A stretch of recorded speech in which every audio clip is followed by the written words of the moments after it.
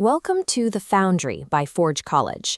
In our last session, we worked through securing ENS interactions. Today, we're putting all the pieces together in our capstone module, building a secure Solana API.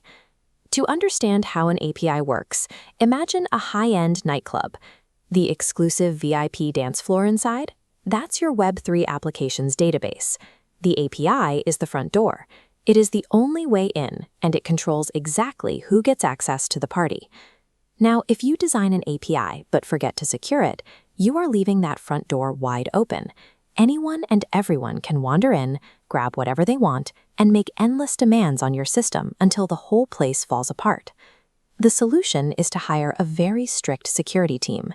In software, this means implementing concrete controls, authentication, rate limiting, and safe error handling. These mechanisms stand at the door and protect the database from the chaos outside. Having a security plan on paper is a great start. But actually building these protective layers in code is what turns a vulnerable, open-house prototype into a resilient application that is fully ready for the real world. Our first line of defense is authentication middleware. You can think of this as a massive, uncompromising bouncer standing right in front of the club. Building this layer is a core part of the Forge College Web3 integration courses, and it does some heavy lifting. This diagram shows how the middleware operates. It intercepts every single incoming user request and forces it to stop, long before it ever touches your core application code.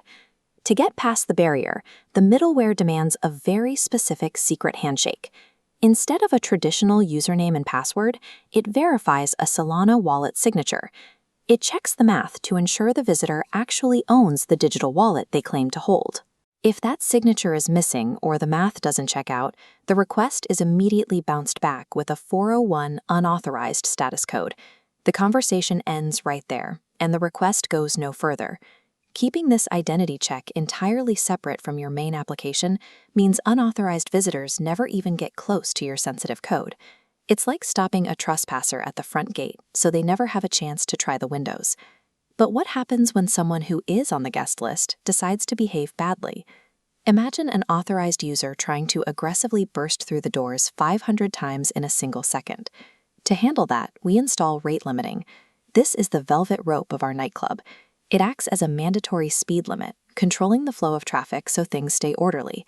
We place this velvet rope at the absolute outer edge of the API.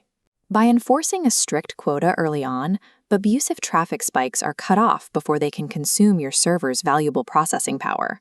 When someone exceeds their quota, the server delivers a standard response, a 429 too many requests error.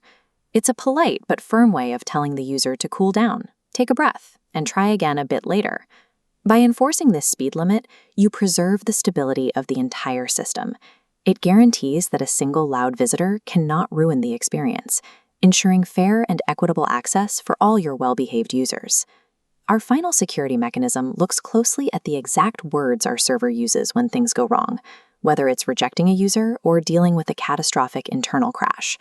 Here is the danger of what developers call a stack trace. When a server panics, it often spits out a raw, unfiltered block of text. If you let this reach the public, you accidentally expose your internal blueprints, folder paths, and database structures to anyone watching. We solve this by building a centralized error handler. Think of it as a strict PR script for the bouncer. It catches every system panic and translates it into a polite, standardized format, a clean JSON object that reveals absolutely nothing about the internal failure. This handler does two jobs at once. The outside visitor gets the polite, masked rejection.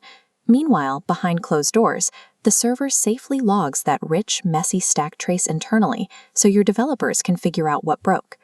Meticulously masking your errors denies attackers the reconnaissance clues they desperately need.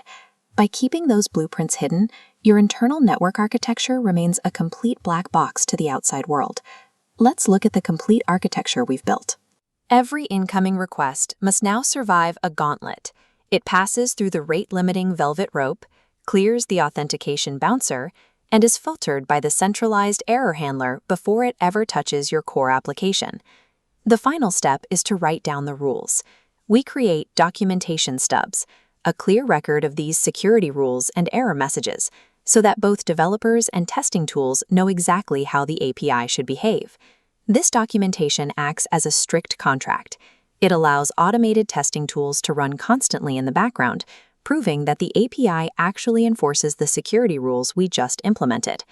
This combination of code and documentation builds the reliability you need for a public release. It turns your earlier designs into a stable application that responds correctly every time. To learn how to run those automated tests and to explore more deep dive programs on Web3 development, head over to forge.college. Thanks for joining us, and happy building!